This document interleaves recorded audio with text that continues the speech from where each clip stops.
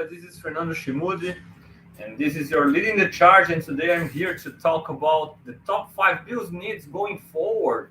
We've seen what Brandon Beane has done in this free agency, right, to fill all the holes in the team and trying to adapt to this team. As he said in his previous press conference, right, no big splashes, no big moves, but a real solid job done so far, in my opinion, adding some pieces, adding nice depth, adding competition to the roster, and improving some important areas like wide receiver 4, wide receiver 5, special teams, and adding a lot of value to this roster that already is very competitive, as we have been able to see in the last few years. And I'm going to continue talking about what can we expect going forward and what I believe are the biggest needs going forward, right? I can anticipate maybe it's a little bit different from most people, but I'm curious to let you know about it and to hear from you about it. What are your top five or your top needs going forward looking at this roster? I want to say thank you to everybody who has followed the Leading the Charge. It's mostly in Portuguese for Brazilian Bills Mafia and Latin countries, but I will be also producing some content in English, and I'm always having some guests from our Buffalo Rumblings family here too and outside it. So it's always a pleasure to have all of these guests and to be able to share the content with you. And so let's go. Let's talk about the top five needs. And I have a small list here. And my first top need still on this roster is wide receiver 2. Okay, wide receiver 2 is my top need going forward. I think the additions made by Beane are solid. I like Deontay Hardy in this wide receiver 4 role that Gabriel Davis had early in his career. I think he's an upgrade over Isaiah McKenzie. McKenzie had a lot of opportunities to hold down this slot receiver job and become a more integral piece in this offense, but it never really materialized. He struggled with some fumbles and consistency. I think Hardy can be an upgrade there. I think Hardy's speed is a big time difference. Not that McKenzie was slower by any means, but McKenzie never became a deep threat, right? Going downfield and tracking well the ball.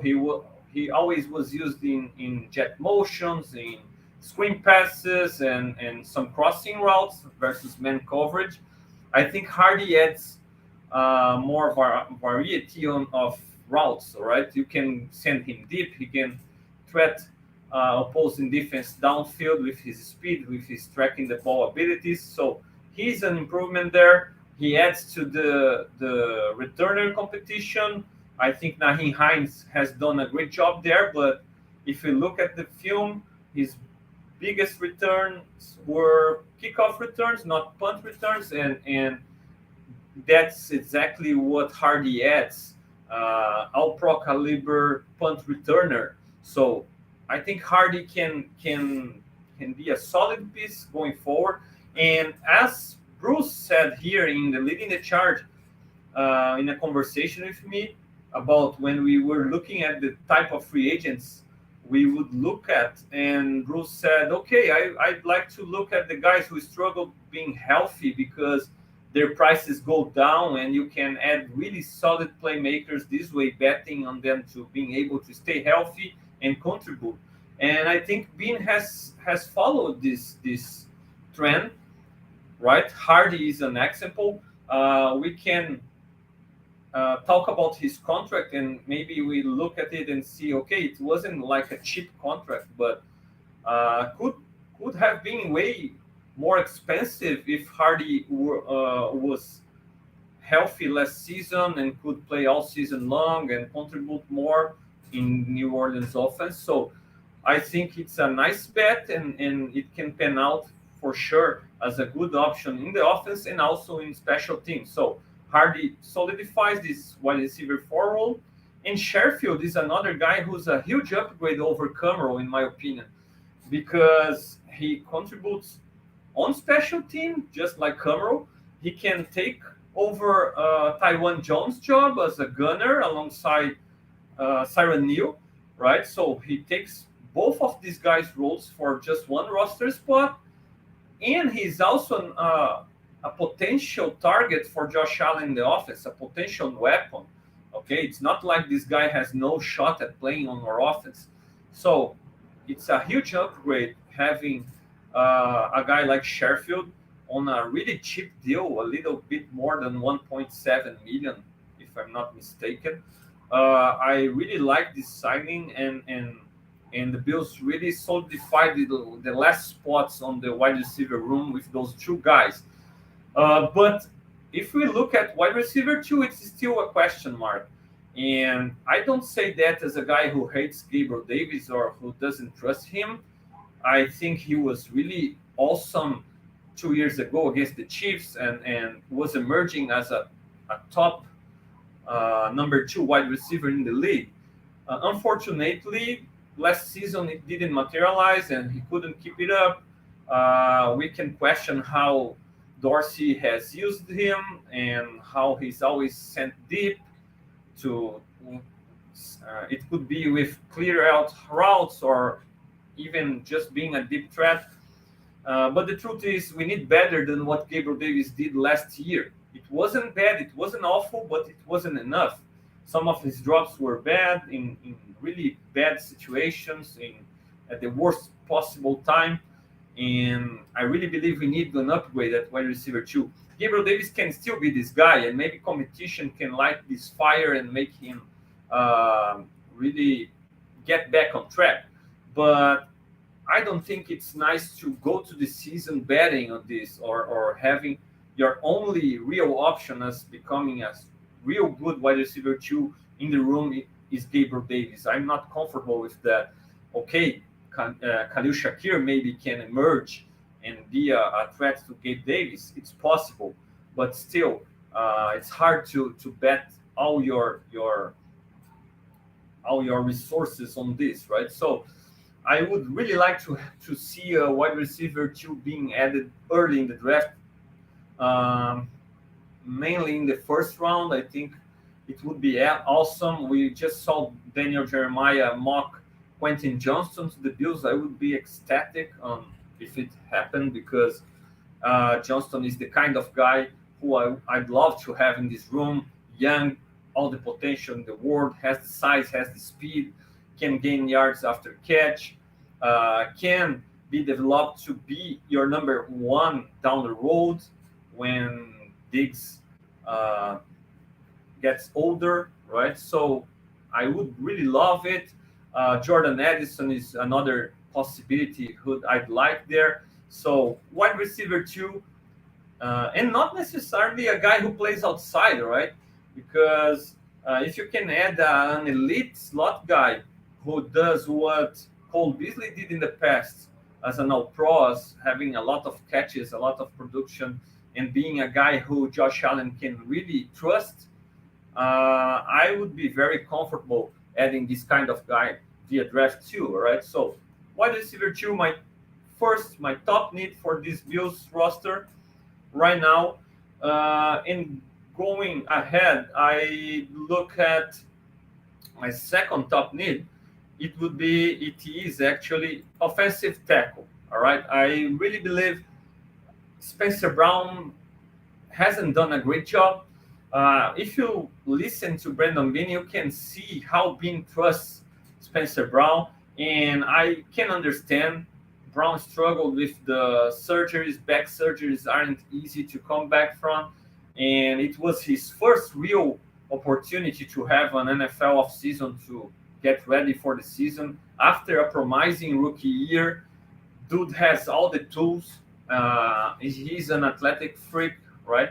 So it was fair to expect more from him in the second year, but this surgery, the lack of off season, I think it hurts. It hurt him a lot, and it's understandable to think about why Bean really trusts, really wants to see Brown succeed.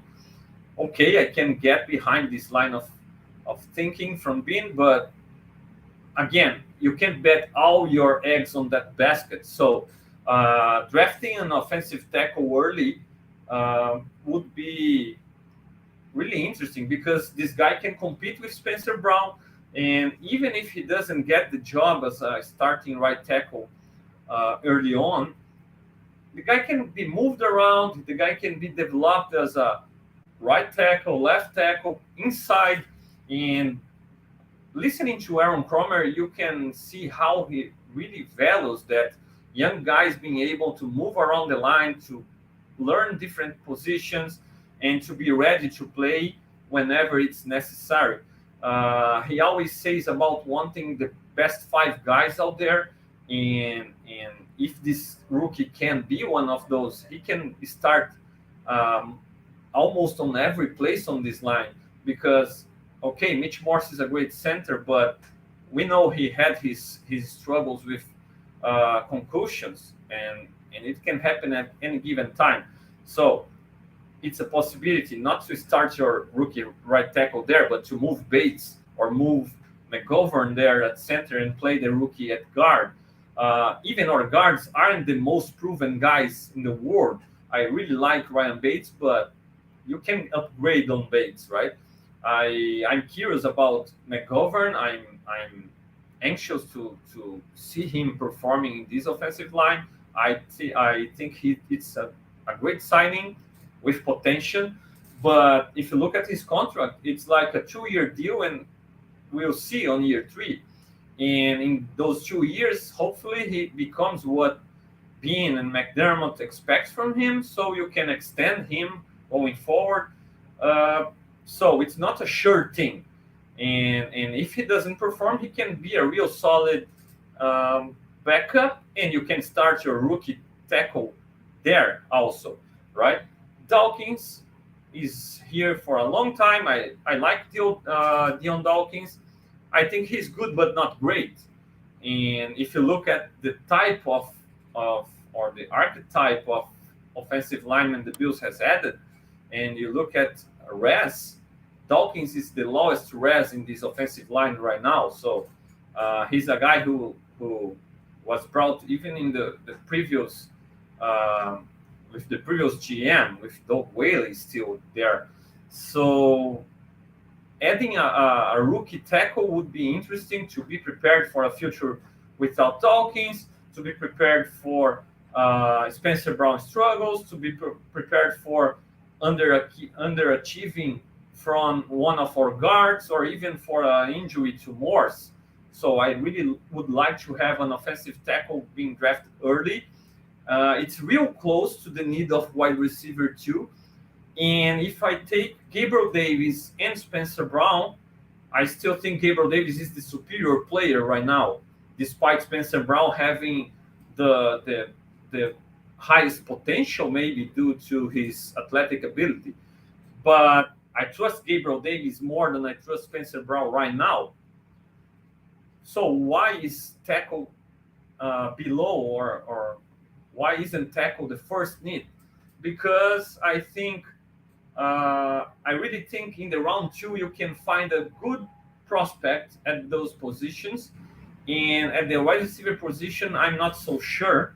Okay, it's gonna make you select mostly a slot guy and not a guy who can play all over on the boundary or inside. So I'd rather draft a wide receiver in round one and a tackle in round two. I think some good guys will be available there. Maybe Matt Bergeron, maybe I don't know. I just feel like the draft prospects, or the draft the tackle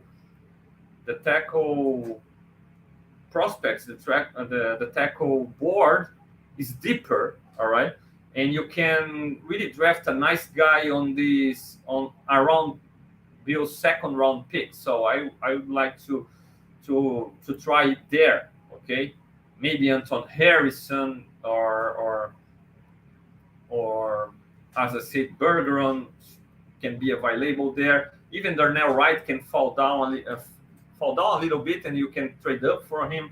So I just think it's deeper. The tackle class is deeper than the wide receiver class, in my opinion, and it makes tackle the second biggest need behind wide receiver. Um, then moving on, third biggest need still on this roster with all the moves. Oh, and just about tackle, Kissenberry just has been added. I don't think Kissenberry changes anything. All right, uh, he's probably a camp body at this point. It's probably not a big deal. He should be very cheap. No, not a lot of guaranteed money on him. So his competition, but we saw last year he's not a guy who's gonna beat Spencer Brown and earn the starting right tackle spot. So I see him more as a camp body in as a fallback plan if you can't add via draft, and it's very unlikely. All right. Continuing with the third biggest need right now, in my opinion, defensive tackle position. Okay, we have Daquan Jones, and sooner rather than later he can be extended and even create more cap space. But as we talk right now, okay, the Bills have no defensive tackle under contract for 2024. All right, all the guys are in the last year of their deals. A lot of question marks about Ed Oliver. He's been loud already with his post that has been deleted ever since. But he's been loud about he wants the Bills to show him the money. He's gonna try to test the free agency. Even if he has a big year, it's contract year, and the Bills will need really to think about if they want to pay Ed Oliver going forward, a guy who's undersized for defensive tackle position, what caused the Bills to have some problems sometimes. And even with the direction that they're going at linebacker, maybe booking up the defensive tackle, both defensive tackle spots, not just one technique like Daquan Jones, but also your three technique guy being bigger, being stouter against the run. It might be the reason the Bills move on Ed Oliver, and I wouldn't be against it, even doing it as soon as possible. Okay, you create a new hole, sorry, on this defense, but depending on why you move Oliver and what you can get from a deal, moving him, you can add via draft his replacement. You can add via free agency a guy like Puna Ford, who's being rumored for to the Bills, and who's bigger, stouter against the run, and maybe doesn't offer the highest that Oliver can offer on flashes, but on consistent basis, I think this Puna Ford, Matt Ioannidis, guys like that can perform at a good level and replace Oliver in a way you don't really miss him. So moving at Oliver wouldn't be a bad choice in my opinion.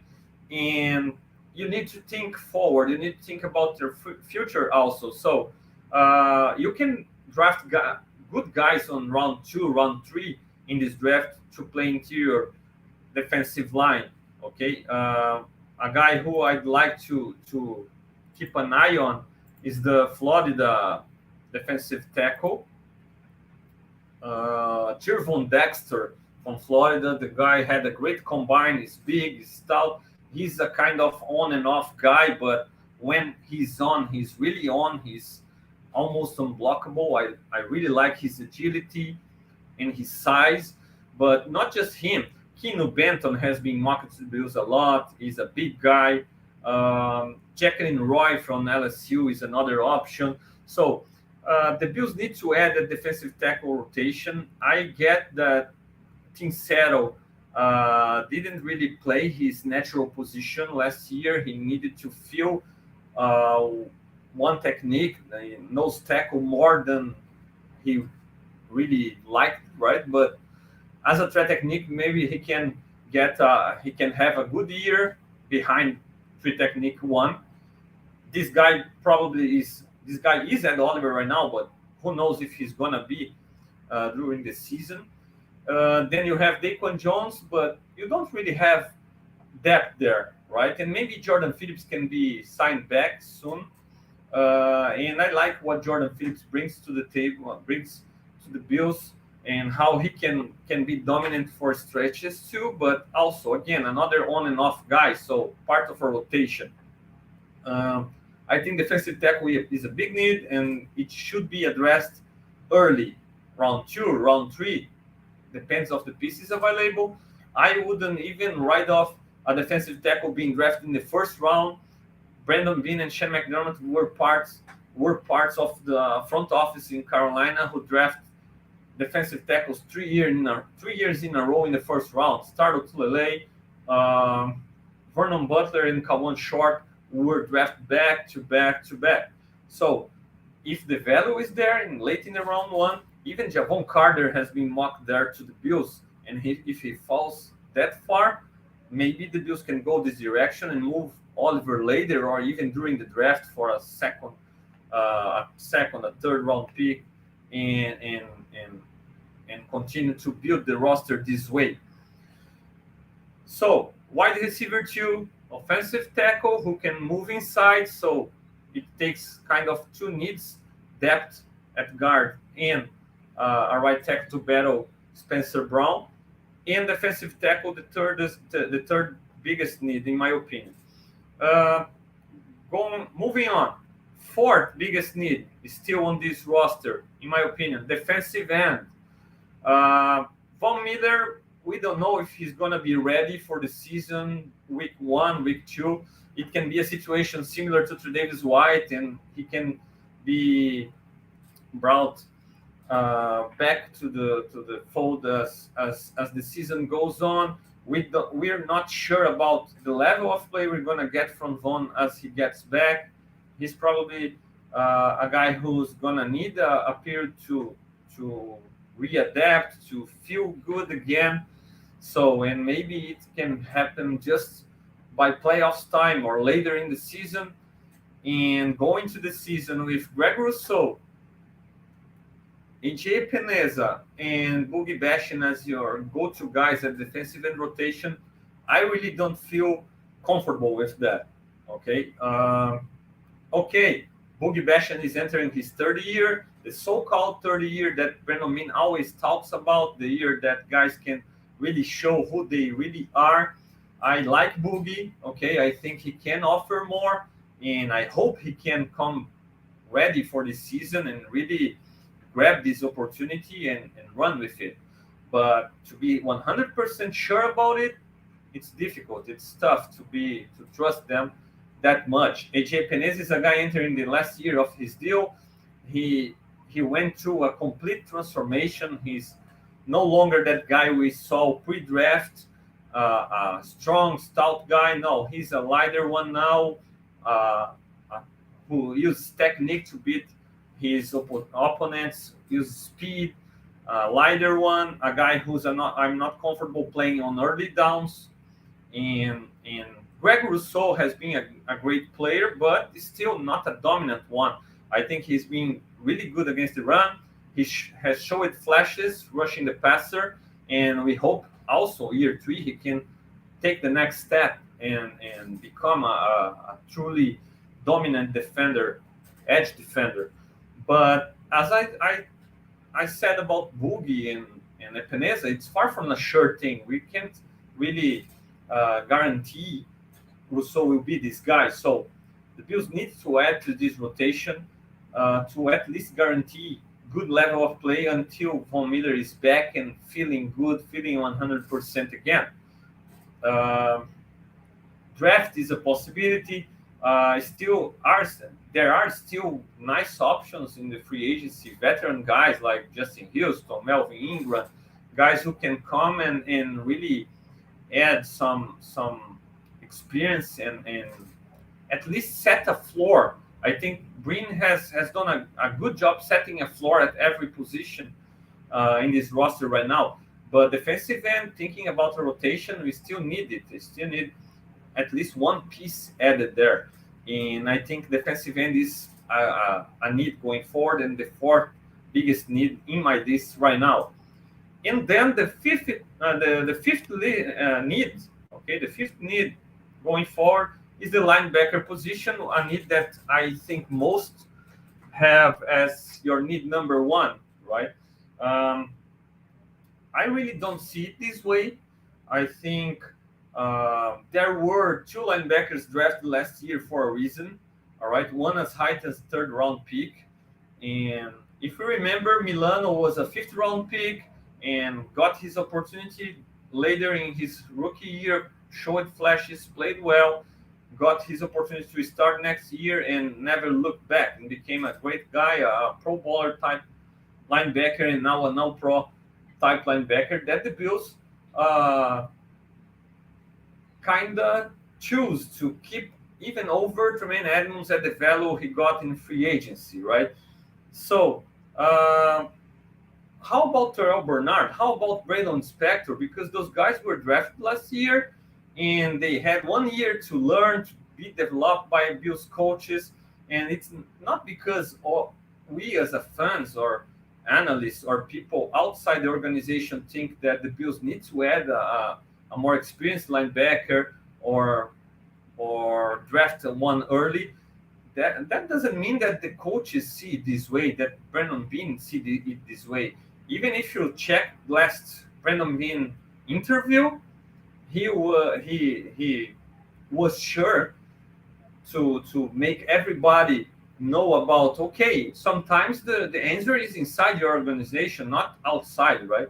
The Bills made some interesting additions in the coaching staff, Al Holcomb in particular, because that's a guy who worked with quickly, worked with Thomas Davis, worked with Shaq Thompson early, and a guy who's known about developing linebackers, right? So a guy as experienced as Holcomb coming in to help young linebackers like Bernard, like Spector could be huge. And even if the Bills draft one early, and Jack Campbell is the name to look for right now because he's been practicing with quickly. The guy is practically a Tremaine Edmonds clone. If you look at res, if you look at size, mobility, and even he's not as young as Tremaine when he arrived, but the guy is more ready, is more pro ready right now with Butkus award winner and all of this. So maybe he's the guy to be drafted by the Bills, but I don't buy on being going to the draft, showing the world who's is gonna draft and locking in on just one guy, right? So I really don't believe being McDermott, those guys look at the linebacker position and think it's a big need.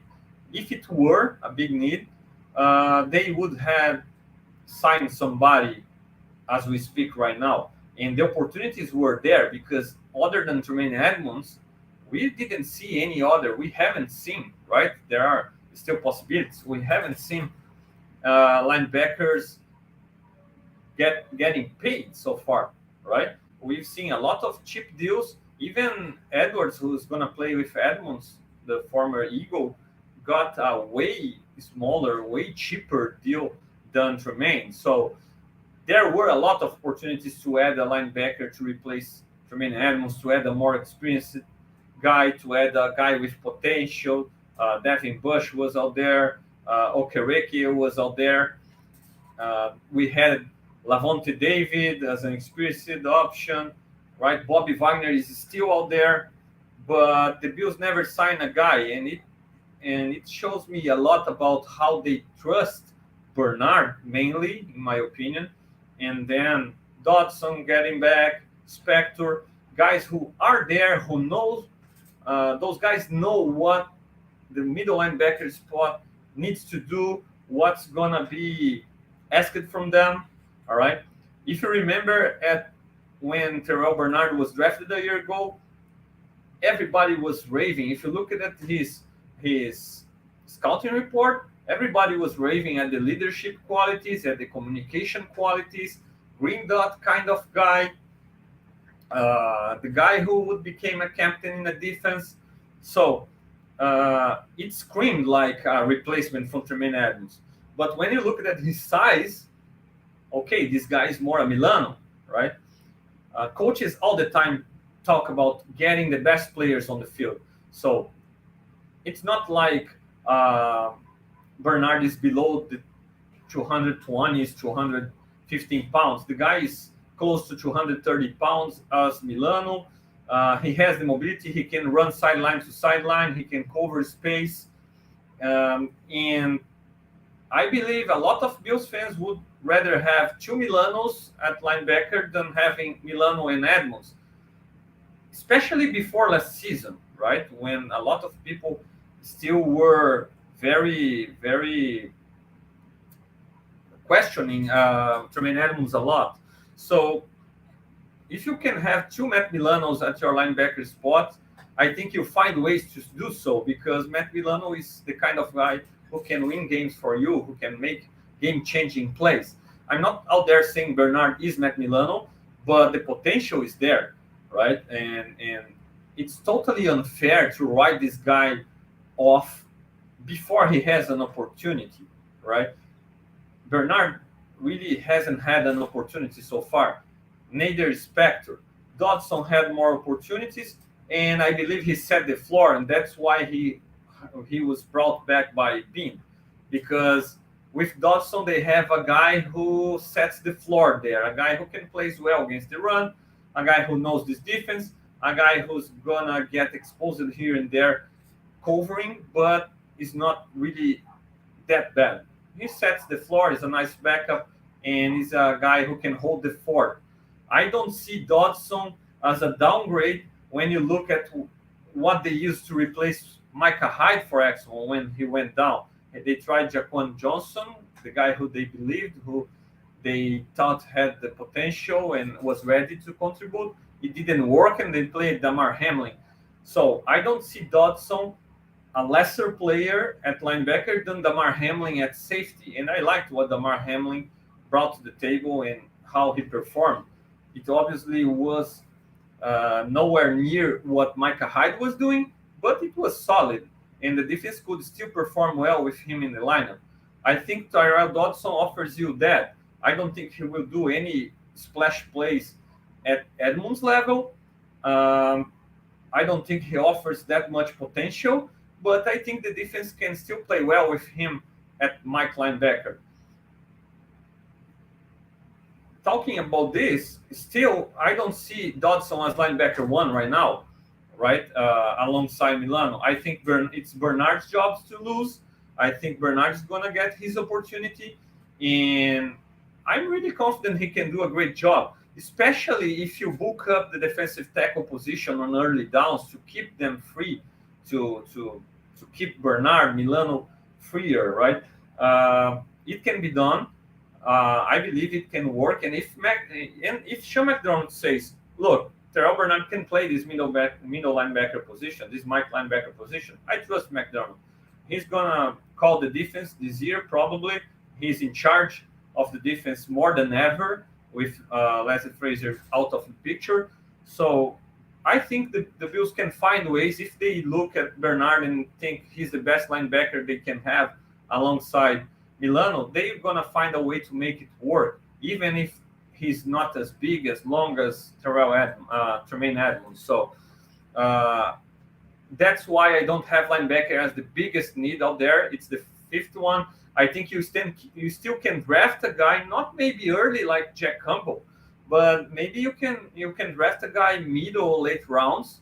For example, the Diabate guy from Utah. That's a long guy, a guy with speed, and a guy who can play middle linebacker for you.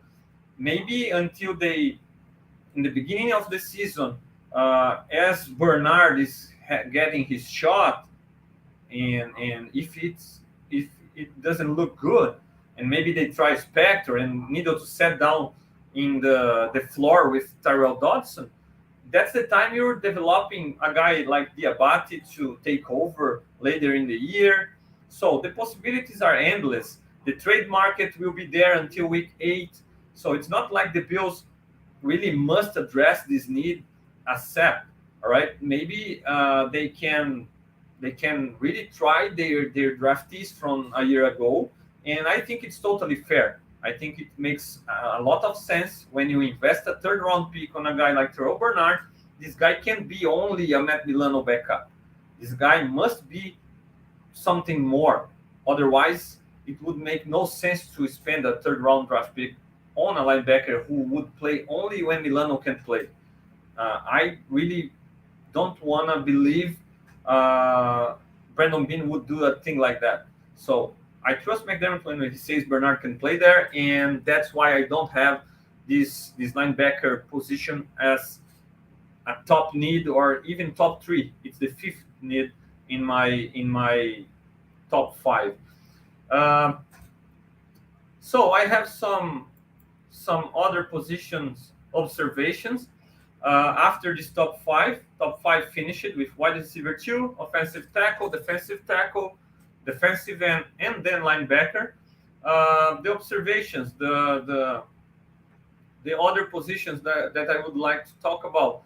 Guard, it's a need, right? You need depth, and obviously, if you can draft a guy who can compete and beat Bates or McGovern, why not, right? I think, unfortunately, we won't see Mitch Morse for a long period. Unfortunately, I love the guy, but the guy has had his problems with concussions, and sooner rather than later you probably must be ready to a life without Morse. So guard is a need, but as I said before, if you draft a tackle and the way Cromer look at the position and he's be vocal, he has been on record talking about it, wanting moving young offensive linemen all around and testing them in different positions. I think the offensive tackle need already fills all right this spot in the offensive line. Still, you can draft an offensive tackle round 1, round 2, or the latest in round 3, in my opinion, and you can get a guard later in the draft, no doubt, as a prospect, a guy to be developed. Another position, another one that I still would like to add, safety. Um, Jordan Poyer contract, if you look at it, it's like 1 year deal with the opportunity to one more, but there is no guaranteed money on the second year of Jordan Poyer's deal. And we know Micah Hyde is on the last year of his deal. I love both guys, and they have played great. Maybe they can go down as the top 2 best safeties on Bills history if you look at the stats and the impact. But at some moment, we're going to need to move on. Hopefully, they can play really well this year, help the Bills to achieve their goal, win a Super Bowl, and they can get a new deal and continue going forward. But unfortunately, we can't. It's not always possible. We can guarantee that. So maybe the Bills need to move on after this year. Maybe they show they are getting older, and the Bills need to move on after this season. And it will be possible with the way the contracts were made, right? So safety is a possibility in the draft to draft and develop. We can see Christian Benford being moved there to be developed and be prepared to take over next year or 2 years from now. There can be another guy being drafted this way, but another possibility is drafting a cornerback, right? An athletic cornerback who can run with guys, just like Kyrie Elam, because down the stretch, maybe moving Tre'Davious White to safety makes sense, especially after this surgery, after his knee problems. I hope Trey can come back this year to his normal self and be a stud again at cornerback. But he's also getting older, and at some point, it will be possible to move him to safety, and maybe even the coaching staff feel more comfortable having an experienced Tre'Davious White at the safety position, not for this season, obviously, but 1 year from now or 2 years from now. in adding more youth to the cornerback room. So cornerback and safety can be some needs, but they aren't high on the list, but they can be addressed this draft with developmental guys. Um, and another developmental guy is at the tight end position. The Bills are set at tight end 1 with Dawson Knox. Tight end 2 in Quinton Morris, you have a developmental guy, a guy who is athletic, a guy who can run, who can offers a skill set similar to a wide receiver one. I was really impressed by the game Morris started in Knox place last season. I really felt like, okay, we need to see more from this guy because he looks like a matchup nightmare for linebackers and safeties. Not so sure about his blocking skills, right? So this is a draft where they say it's a deep class at the tight end position. They especially say the people who really goes deep in drafting, studying prospects, and the Bills can add another guy there also. And even at the quarterback position, I finished making notes about quarterback and running back positions. Obviously, running back, we just added Damian Harris. Love the signing. I think he's the power back we needed. He has speed and has power. He's a guy who's reliable if you need him to be running back one and get the bulk of the carries. Obviously, the plan is to let James Cook get his opportunities and become running back one. But again, it's not 100% sure. We know James Cook never was this kind of guy at Georgia. He showed flashes for the Bills. He's going to get his opportunity. I hope it works. But if it doesn't, Damian Harris is a nice fallback plan. We know Naheem Hines isn't starting running back material. He's a complementary guy. So I love this signing, especially if it's cheap. I believe it is. So, but still, Damian Harris isn't the guy who's gonna make Brandon Beane shy away from a running back prospect that he feels can become a running back one and your bell cow down the road, right? So I'm a big Bijan Robinson guy. If he's there at 27, I believe you can pass a talent like that. I really don't believe he'll be there, but if he's there at 27 and Brandon Beane sees him as a weapon, really a guy who's gonna elevate the level of this offense, I don't believe he's gonna pass on. I don't believe he will pass on Bijan because of Damian Harris. Anyway, I think the position is set. If they need to go with this running back room to the season, I think it's fine. And that's why I love the signing. At the quarterback position, again, Matt Barkley is already there. And Kyle Allen is a guy who, unfortunately, won't be there winning a lot of games for you. He still has untapped potential. He's a big-time Josh Allen friend, but he's not that kind of backup that can keep you really competitive, in my opinion. Everything must be clicking around him so he can win some games for you.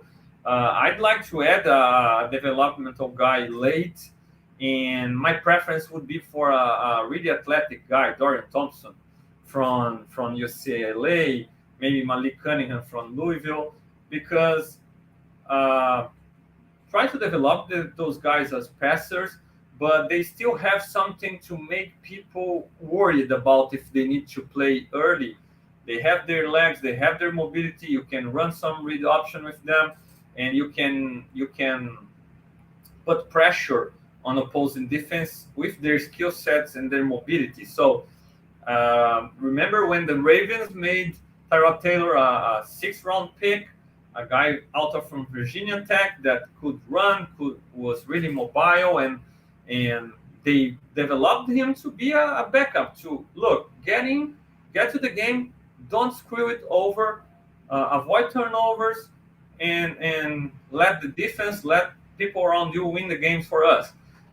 Tyrod was developed this way and become this kind of quarterback. We saw it as a Bills starter that he used to do exactly that, play safe football with a big play here and there with his a big arm, a big throw down the field, or his legs, but mainly game manager, taking care of the football, avoiding turnovers, and letting the defense, letting the run game, letting uh, the team around him win the games.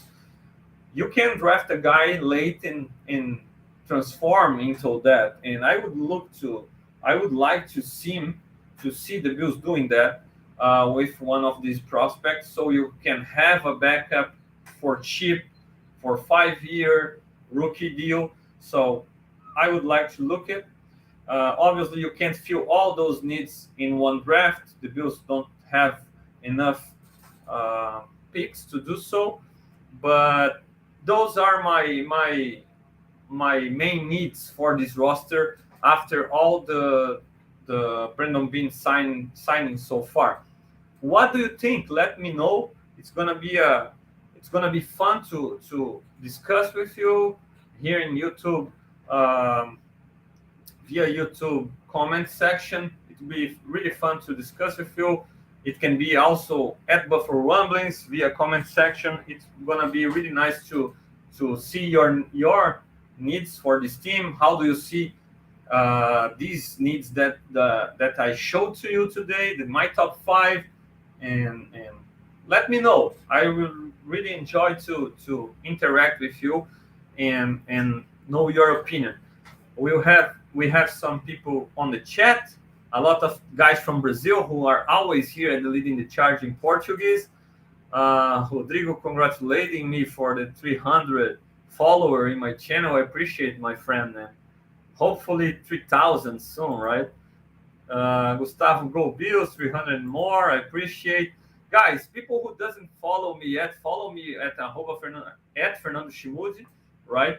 Follow me at Fernando Schmude on Twitter. I'm always keeping everybody updated about all Bills news, and the leading the chart will be always there at Buffalo Rumblings. Some content in English, some content in Portuguese for Brazilian Bills Mafia, for Latin Bills Mafia, and it's gonna be a pleasure. Marcus interacting in English. What's up? Being honest, I was expecting some big moves besides resigning so far. I don't know if you can beat other great teams like Kansas City, Bengals, or even being the first team AFC East. A lot of people are feeling this way, Marcus, but we gotta remember that this team won a lot of games last year. They lost just 3 games during the season, and like the loss in Miami could have could have been could have been avoided, right? With a few seconds more to spike that ball, the loss against the Vikings could have been avoided with a simple good snap and quarterback sneak, right? And the Bills lost those games, so it was already a really good team who went through a lot of difficulties, a lot of injuries, a lot of the field issues also in Buffalo with the shootings, the Mar Hamlin situation, Kim Pegula situation, right? Unfortunately, hopefully she can get better soon and recover. But this team fought and couldn't finish, get the job done at the end against another good team in the Bengals. This year, this team is back with some upgrades. As I pointed out here, I think the signings are upgrades.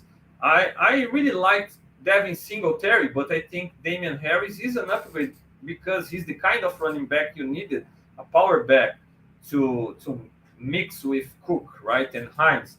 So Sheffield is an upgrade on Camero, on Taiwan Jones, and a possibility on the offense. Harty is an upgrade over McKenzie, right? McGovern, we hope it's an upgrade over Saffold. So the team has gotten better, okay, with some smart signings, and I think the biggest need going forward is hitting in this draft with a nice rookie first round guy who can come in and contribute and really improve our team. How? Is it a wide receiver too who can beat Gabriel Davis? Awesome. Is this a right tackle who can beat Spencer Brown and make this team better? Awesome. So we just need to add another piece who really can make this team better, a defensive tackle maybe, who can be better than Ed Oliver, or make him expendable and make us trade Ed Oliver and bring more help via this draft pick or other players. So the team has gotten better. Okay, Marcus. It's difficult to add splash names or big time names all the time. But remember, years ago, McDermott worked magic and signed Poyer, Hyde, guys nobody really expected a lot from them, and they became all pros.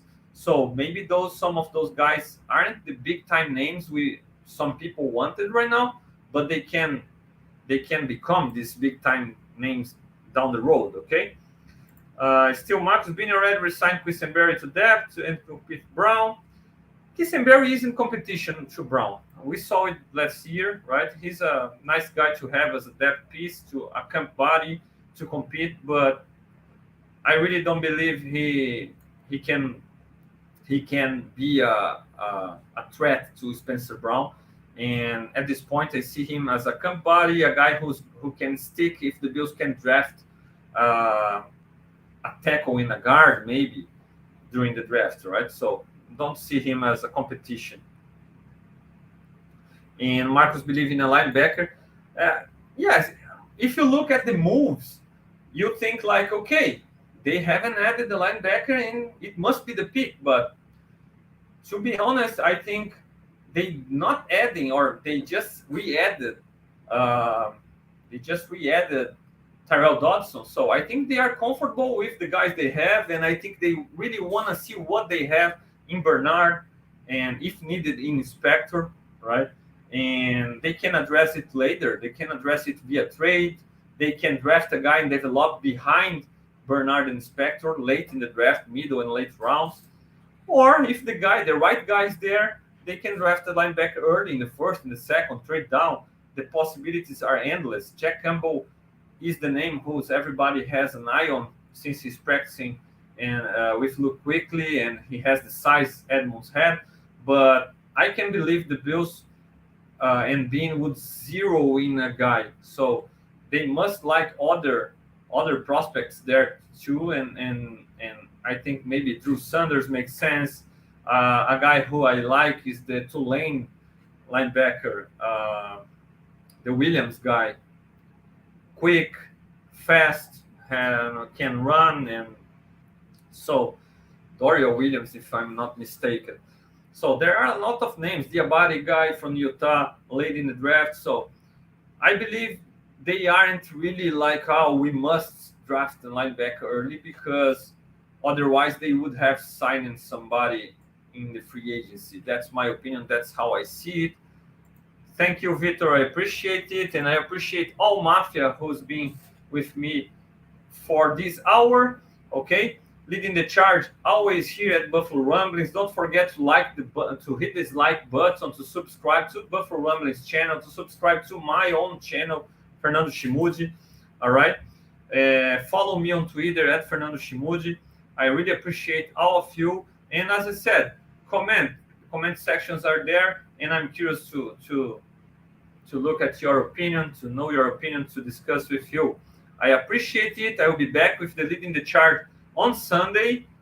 Half of the show will be in English. I will have Anthony Marino with me, and we're going to talk a lot of Bills off-season, talk draft, talk free agency. I will expose this top 5 needs list to him, and the other half of the show, I'm going to translate it to Portuguese to all Bills Mafia in Brazil. So thank you so much. See you soon, Bills Mafia. Appreciate it. And let me know your opinion. Okay? So that's it. See ya, and go Bills.